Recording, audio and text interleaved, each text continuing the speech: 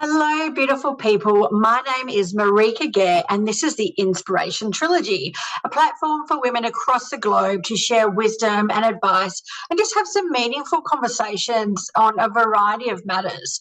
So today's guest is Kez Wickham St George, who is a multi-award winning author of multiple books, a book mentor, and you're an artist as well. Welcome to the show, Kez. Thank you very much. It's a pleasure to be here. So tell everyone a little bit about you and your journey and how you got to where you are in life. Oh, my journey's been an amazing journey in life. We've all that road that has big boulders in it, and you get around them and you carry on. I was trained in literacy. I've been trained in the arts, more or less, and as a curator of exhibitions, Oh, wow. ESOL language. Trained in many different genres, which all cumulated in after I thought my working life was over and moving to Australia.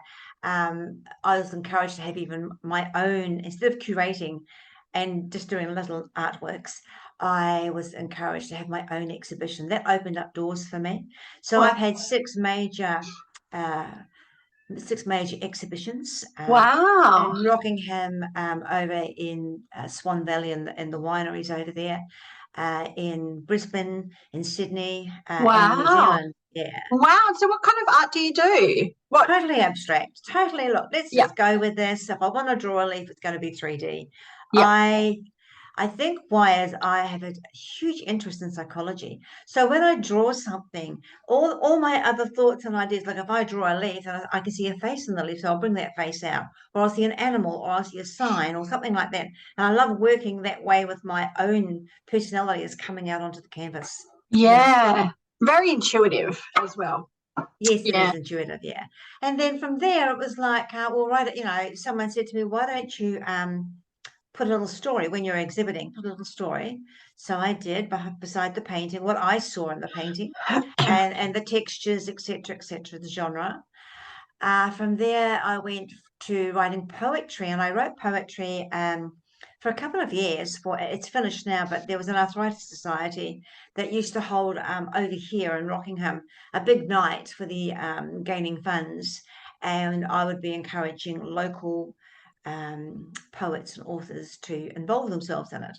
So we started there, and then I wrote my first story, and it was a big story, a huge story, from being a child, from when I could remember, say about 3 to 5 memories, and then up to the present day, which was 15 years ago.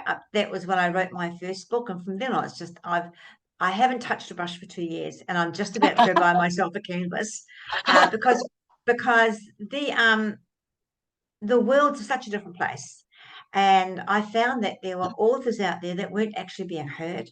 So I offer their book to be reviewed. I work on. I'm a mentor, a coach, best-selling, award-winning author, but they've all been strived for. I never ever Marika, I knew one day I would be famous or infamous, and I didn't know why. And that's all I can say. It's such a beautiful thing that you do because there's I mean, writing your story and it's becoming very popular, I guess, but there's so many people and women out there specifically with amazing and just incredible stories. Yes. And things to sort of give to others through their stories, but it's putting it down in paper. No matter how good a writer you are, it can be quite challenging, and you go through your own journey as you write. As you know, we both know, it really it's quite transformative for the writer and the reader, but to get it to a point where it's really engaging, and yeah, really just a beautiful piece to read is something that you help authors get to as well, to get to that point. So how do you kind of nurture the process and bring that out in people? Well, for instance, I have one author now that is she's writing an adult fairy tale. And so when she comes to me with her ideas, we discuss it. We discuss that where she's standing at the moment in her writing. what she could have missed out on the beginning of the story and how she's going to end the chapter. And then we start blending the things together. That's my mentoring. That's the way I train people. I'm trained myself on how to do literacy. That's what I do. And so we discuss every Friday morning that there is things missing in the chapter that she needs to tell her audience about. If it was just, you just can't write, there was, just for instance, a godmother called Bluebell. I want to know where Bluebell came from. I want to know how she looks, and I want to know what she does. Yeah. That's the interesting points for any reader. So that's what a mentor does. We say, like, come along, we take their hand. These are the points I find missing. Let's do a little bit of editing. I'm a structural editor for 2 or 3 magazines, so I also do that with my clients. And that's what a mentor does, is she asks them, she ticks boxes and asks them to fill out the details, because there's nothing like learning that Bluebell is actually a flower in the garden. And when you look at the little Bluebell, there's an actual skirt. It's Mm. the skirt of the person. So this is what we do. This is what we very creative in the way we show. I'm a firm believer you can't teach anyone anything. They've got to want to learn. Yes. Yeah. And how do you help them progress through their personal journey? Because if you're writing, I mean, obviously you can write things that are fiction or partially fiction, but if you're writing something that's, I guess, your memoirs or something like that, how do you develop writers on a personal level to really grow through that experience and offer more for the readers? Well, in every book I've ever read, no matter what it is, no matter what genre, there's something of the author's experiences in that book. So Yeah. let's look at it. Why haven't you brought it out some more? Because your experiences are your learning curves in your life. Yeah. That's all it is. It's nothing, unless it's a dire situation. It is a learning curve. So why not put it in the book, and you can actually cover it as a third party situation? But that Yeah. is your experience. And you Yeah. put it in the book and just say, Aunt Sally had my experience, but you don't say that. You say Aunt Sally had this, and you know that it's read in my recent book. I was asked to write third party. I was going to write it first party. And then I thought, I can be so creative with third party. Wow, can I be creative? And so I went, I had a ball. People said to me, is this your story? Well, yes, it is. But no times, places, or names were mentioned. And I had to be very creative like that. So no one got hurt, no one got flustered, no one got bothered. It was no times or places. And that's what I encourage my other authors to do, is let's be creative. Yeah. Don't go into the angst. If you have something to say, then say it. But we can actually cover that with a bit of kindness as well, because it was an experience you had.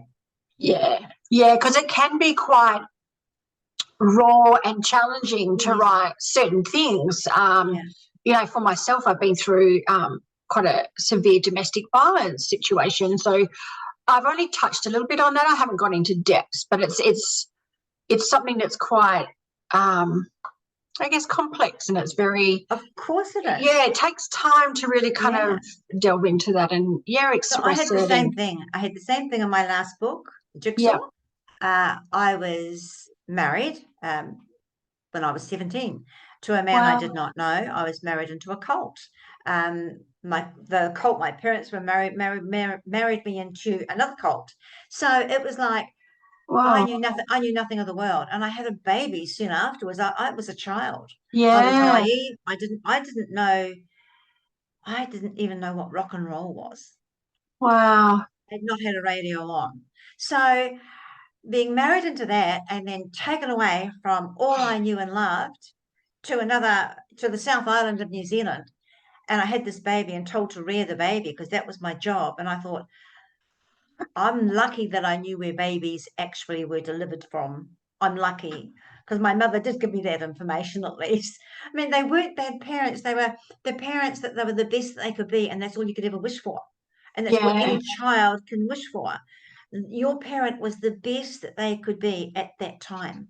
Yeah. Things may improve, things not. But the author must learn to, I wrote about that situation. I said, what can I say? And do I give him time? Do I give him time in this to myself? Do I honor him and by giving him time? So I wrote one paragraph. Now, 7 years of living in a violent relationship, I gave him one paragraph. And Yep. that's because I had 2 children to the man and they deserved to be mentioned.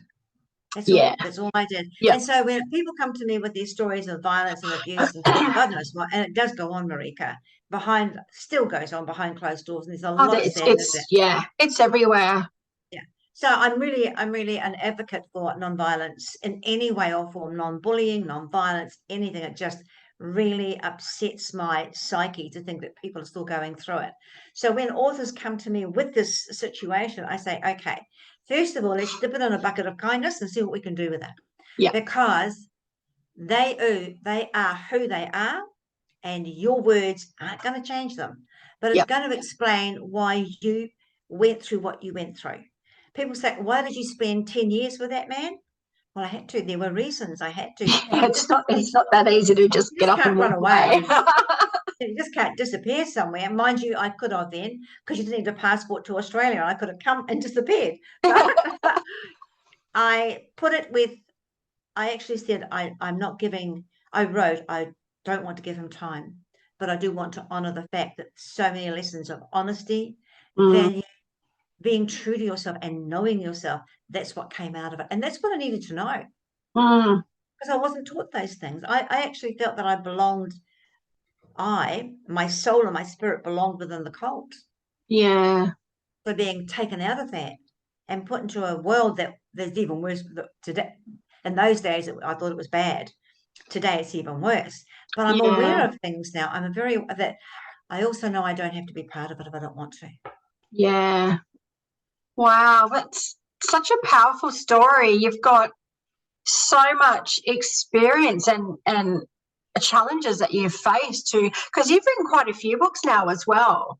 So, I mean, can you tell us a bit more about your other books, and are they sort of going on from, is it Jigsaw, the first one that you wrote? No, Jigsaw was my very latest release. Oh, I did. No, well, let's start with the latest trio. There was 4 books before then. The latest trio was Little Mermaid, The Cuppa Tree, and Scribe. Now, Little Mermaid, I decided to put, I have traveled a lot with my husband of 46 years. We've been all over the globe together. And you meet so many people, and they all want to tell you their story. And I'm a greedy one. I love writing down people's stories. I will actually scribe while do you mind if I write about this experience? Your names will not be mentioned, but it's an experience I'm interested in unraveling. And so they talk to me. And so my first book, Little Mermaid, was about us traveling on a caravan all around Australia and New Zealand, my husband dying on our very first trip out, which he didn't. This was the story I was told. And it was the story she told me was like, so time, I could not, everything just stopped when she told me that her husband died behind the wheel of their tow vehicle. And I went, he what? And I wasn't expecting that, because the story had been full of fun. And a little bit about her. So I wrote the story, and then I put all my journeys into it, and that became a bestseller and award winner. Wow. Then there was Cuppa Tree, who's coming up for an award, and then there was Scribe, who I got a movie. I had a friend who is a short movie producer, and she said to me, I can see a movie in this book, so let's go for it. And so I had a short movie made of that book. Wow. And then there's Jigsaw, which is my latest. There was a poetry book. There's been many anthologies. Yeah, yep. And so with the one who was made into a short film, are we able to see that anywhere? Has that been sort of brought out yet? Yes, it's been shown all over Australia and recently in Sydney. Oh, wow. Well, you will look for the listeners, everyone who's listening, we will put the links to that below. I'd love to see that. I think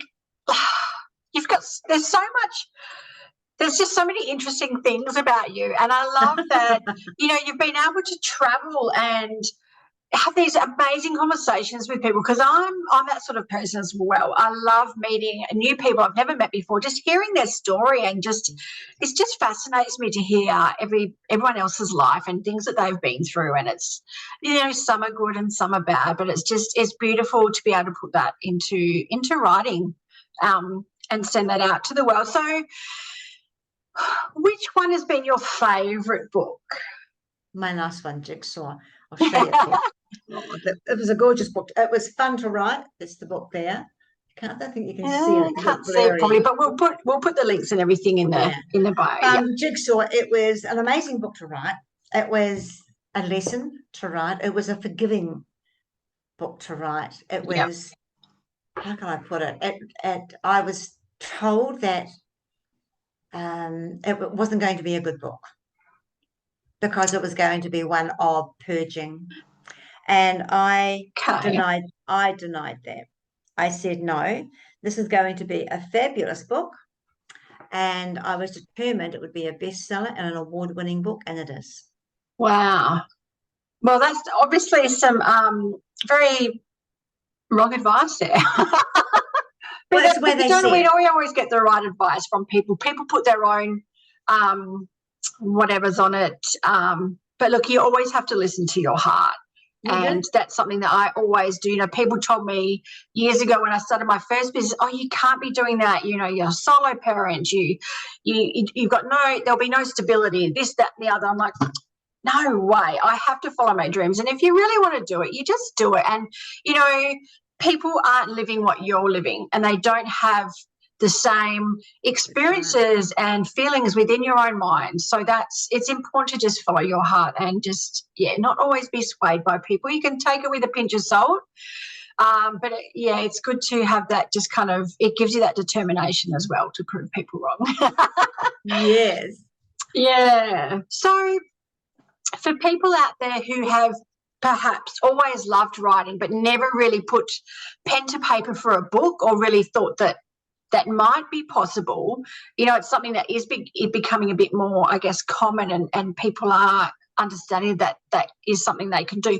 So where would you suggest people start through that journey? With the first sentence. It's simple. It's so simple. Yeah.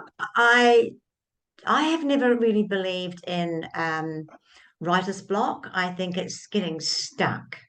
The words, the sentences, the emotion, if you can write with emotion. I mean, the first draft is always going to be a crappy draft. It always is. I don't know of any author that said, book's finished, first draft, that's it. Yeah. If there is out there, well done, well done to you, because I write about 5 drafts. Yeah. And I go through it. Do I want that? No, I don't. Can I reword that? Yes, I can. So with anyone that's starting off, just sit down. And one of my clients, I asked her to go back to her journal, and she had journaled for 5 years. And I said, I want you, after the next week, before we make contact again, I'd like you to read up on some of your journals and see where the emotion sits. Because if it's going to be an emotional story, then we need to get it out. Yeah. And so what you've written on the day, on the night, or the morning, or during the day will be poignant to the story you're going to write. Yeah. Yeah, and it's really delving into those memories and those emotions. And yeah. Oh, beautiful. So what have you got in the works for the future? You've got a lot of people who may not have seen your profile. We know you've done a lot of books. You do the mentoring. You've run artists, but you've got a few other things as well. So tell us a little bit about what's in the future. Well, I do book reviews, and I do the Wickham St George book cover awards, which will be they're all going out to the judges on the 31st of October. And then on the 5th of December, we're going to have a small celebration. Oh, beautiful. So I've been invited recently over to the Sydney Library and New South Wales State Library to talk about my books, which I went, and I've just been invited again to go on the 28th of October. So yeah, it's all going to be rather exciting. There is another project coming up now. As I said, I had been unwell, and I was sitting there asking myself the questions, why is this happening? And I've got so many fingers out there and many different pies. So it's time to bring the pie home. Yes. That's all I can say at the moment. There will be a big announcement and there will be a celebration about it. I truly believe, if we do not celebrate, then what's it all worth? Yeah. People Yeah. say, keep it under your hat, keep it quiet. No, that's not me. That's not who I am. I celebrate everyone's. If you're successful, I celebrate it. If I'm successful, I certainly celebrate it. There's too much sadness in the world these days. Yeah. Not celebrate yourself. Yeah. And it's so important, as you said, to celebrate each other and support each other and just empower women across the globe to really, share the journey. There shouldn't be competition and judgment. I mean, there always will be some form of that in society, but it's, we should be, supportive of each other and celebrating, and that's really what life's about. So that's right. Yeah. Okay. So thank you so much for talking to us today. Just as a bit of a wrap up, what is your favourite quote and why? Oh, be who you want to be, as everyone else has taken. Yes. I think that explains itself. Yeah. Oh, beautiful. And it's so beautiful when you do get to sort of as you grow through the years, you really become more confident in who you are and as a person, and separate yourself and you stand out, and that's a good thing. When I was young, I used to really I used to be very shy, and I hated standing out, but I always felt that I did. But now I love it. I'm a little bit quirky. I'm a little bit different. Those that know me know my quirkiness. But look, it's a beautiful thing. So look, I love that quote. And look, thank you so much for taking the time to chat to us today. I think you've got a lot to offer writers and women across the globe. So for the listeners out there, we will be putting all the information and links, and I will be putting that short film in there as well. And so look, make sure you check Kez's things out. And thanks for being on the show. Oh, you're more than welcome. I thoroughly enjoyed myself. Thank you. Thanks, Kez. Bye. Bye-bye.